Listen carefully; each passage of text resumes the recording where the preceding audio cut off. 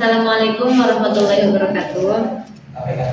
Perkenalkan, nama saya Legike Herdiani, mahasiswa program studi Islam Interdisipliner dengan NIM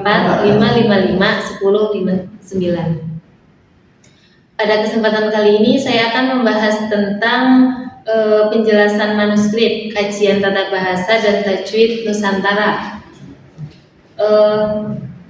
Manuskrip ini memiliki kode naskah LKK SLO 2016 NSR 19. Kandungan dalam manuskrip ini yaitu membahas tentang ilmu nahwu, ilmu tajwid, dan ilmu shoroh.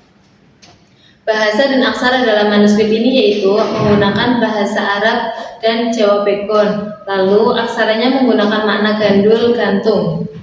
Jenis khot dalam manuskrip ini menggunakan khot nasakh dengan tulisan tangan, tinta berwarna hitam dan merah. Lalu ukuran fisiknya yaitu kertas modern bergaris 34 halaman dan per halamannya yaitu 16 baris. Penyalin dan penyimpan dari manuskrip ini yaitu Muhammad Mukri, Pondok Pesantren Termas, Pacitan. Lalu kebetulan untuk manuskrip ini sampai sekarang masih belum ditemukan siapa pengarang dari manuskrip ini. Yang ditemukan hanya penyalin dan penyimpan dari manuskrip ini.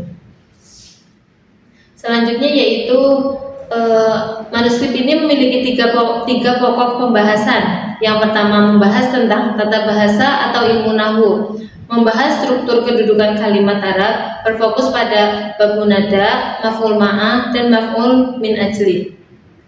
Lalu pokok pembahasan yang kedua yaitu membahas tentang tajwid atau dalam linguistik biasa kita sebut fonetika, menguraikan sifat-sifat bunyi huruf hijaiyah, makhraj, dan sifatul huruf secara puitis dalam bentuk bait nadom untuk mempermudah pelafalan yang tepat. Lalu pembahasan yang ketiga yaitu shoroh atau biasa kita sebut morfologi, mempelajari pola perubahan kata dasar atau tasrif kata kerja 3 huruf menjadi berbagai bentuk turunan makna fungsional secara sistematis.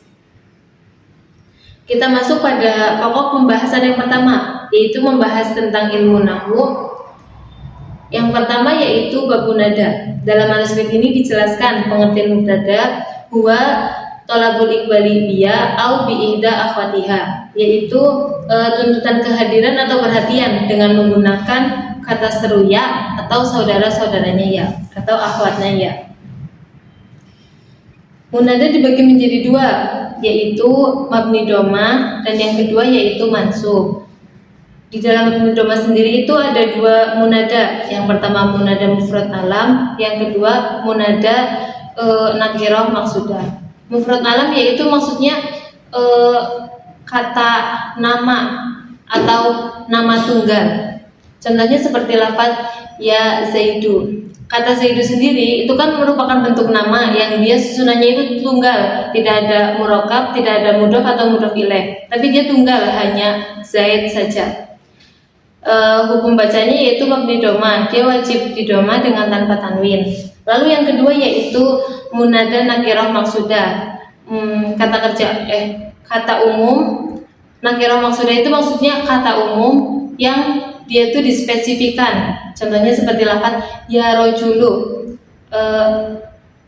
Itu tuh memiliki makna, rojul itu kan umum ya, kayak dia memiliki makna laki-laki, tapi dispesifikan ya rojulu, hey laki-laki yang itu. Misal hey laki-laki yang berbaju hitam gitu. Lalu yang kedua yaitu munada mansub atau yang wajib dibaca fathah. Itu ada 3. Yang pertama yaitu nakirah ghairu maksudah, munada tak tertentu tapi tidak dispesifikan, kata umum namun ia tak tertentu. Contohnya seperti lafaz ya rojulan, hei laki-laki, entah laki-laki yang mana, intinya hei laki-laki gitu. Lalu yang kedua yaitu mudhof atau bersandar. Contohnya seperti lafaz ya Abdullahi. Lafaz Abdullah itu sendiri susunan dari mudhof dan mudhof ilaih. Abdul mudhof dan Allah lafaz mudhof ilaih. Lalu yang ketiga yaitu syibeh bil mudhof. Contohnya seperti lafaz ya tolian jabalan. Nah, ketiga munada tadi itu hukumnya wajib dibaca fathah dengan tanwin. Lalu dalam manuskrip ini pembahasan nahwu yang kedua yaitu membahas tentang maf'ul min ajli. Pengertian dalam manuskrip huwal ismul mansub alladzi yudkaru bayanan bisababi wuqu'il fi'li. Isim yang dibaca nasab atau fathah untuk memperjelas alasan atau sebab kenapa pekerjaan itu dilakukan.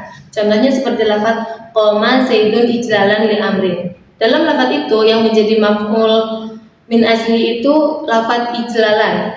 Maknanya Zaid berdiri ijlalan karena untuk memuliakan terhadap Amr. Jadi lafaz ijlalan itu menjelaskan alasan kenapa Zaid itu berdiri. Pembahasan selanjutnya yaitu maf'ul ma'ah. Dalam manuskrip dijelaskan pengertian maf'ul ma'ah wal ismul mansub alladzi yudkaru li bayani man fu'ila ma'hul fi'lu. Isim yang dibaca nasab setelah wawu ma'iyah atau wawu yang memiliki makna bersama untuk menunjukkan pihak penyerta perbuatan, penyerta dalam melakukan suatu pekerjaan atau perbuatan itu. Contohnya seperti lafaz ja'a al-amiru wal jaisha. Maknanya yaitu seorang raja datang beserta atau bersama bala tentaranya. Jadi di situ lafaz al-jais menjadi maf'ul ma'ah karena dia jatuh setelah wawu ma'iyah dan hukum bacaannya itu dia menjadi nasab. Kita masuk ke pokok pembahasan yang kedua yaitu aliran suara huruf atau tajwid. Dalam manuskrip menjelaskan berfokus pada 3 pembahasan. Yang pertama syiddah, suara tertahan, yang kedua rokhawah, terlepas, yang ketiga itu bainiyah, tawasud atau sedang. Syiddah yaitu kondisi suara tertekan akibat penyumbatan napas yang kuat. Rumus bait dalam manuskripnya yaitu ajid kotin bakat.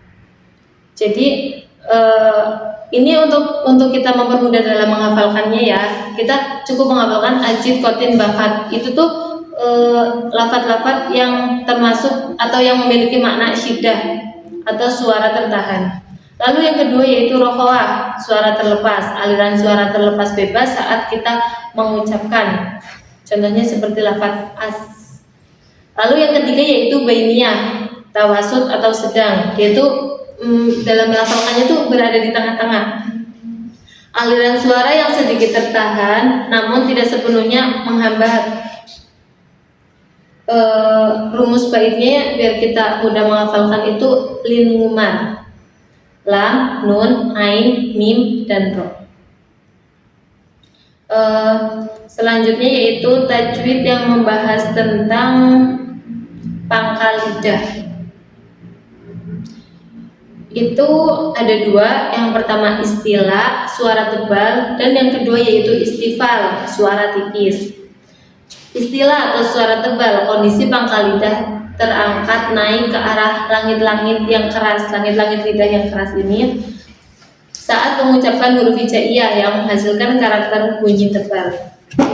Rumus bacanya itu usodo tingkit kha so do ghain ko ko do.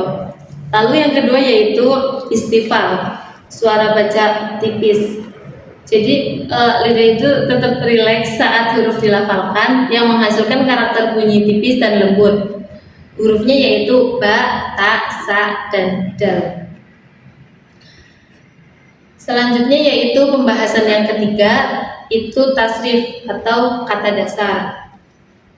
Tasrif sendiri kata dasar rumus dalam tafsir yang biasa kita temui di kitab-kitab klasik itu ada 6 bab. Namun dalam manuskrip ini hanya dijelaskan 4 bab. Dalam manuskrip ini menjelaskan bab fa'ala yaf'ulu yang contohnya yaitu nasara yansuru, lalu yang kedua fa'ala yaf'ilu, contohnya doroba yadribu. Lalu yang ketiga yaitu fa'ala yaf'alu, contohnya fataha yaftahu. Lalu yang keempat fa'ila yaf'alu, contohnya alima ya'lamu. Lalu jenis kata kerja itu ada dua. Yang pertama kata kerja mu'tal, yang kedua sahih. Yang pertama mu'tal, yaitu kata kerja yang dari ketiga huruf itu mengandung huruf yang lemah atau mengandung huruf ilat, yaitu alif, wawu, dan ya. Mu'tal sendiri itu ada 4. Yang pertama misal yaitu ketika fa fi'ilnya berupa huruf ilat. Yang kedua ajwaf yaitu ain fi'ilnya berupa huruf ilat. Yang ketiga nakis yaitu lam fi'ilnya berupa huruf ilat. Lalu yang keempat yaitu lafif yaitu ketika dalam satu kata huruf ilatnya itu ada 2. Contohnya seperti toa.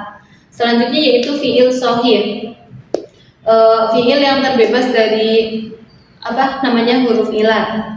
Itu ada 3. Yang pertama salim, yang kedua mudhoaf, yang ketiga mahmus. Salim itu contohnya seperti kataba, mudhoaf itu ada tikelan atau ada tasdid, contohnya seperti madda. Lalu yang ketiga yaitu mahmus yang mengandung hamzah, contohnya seperti akhoda.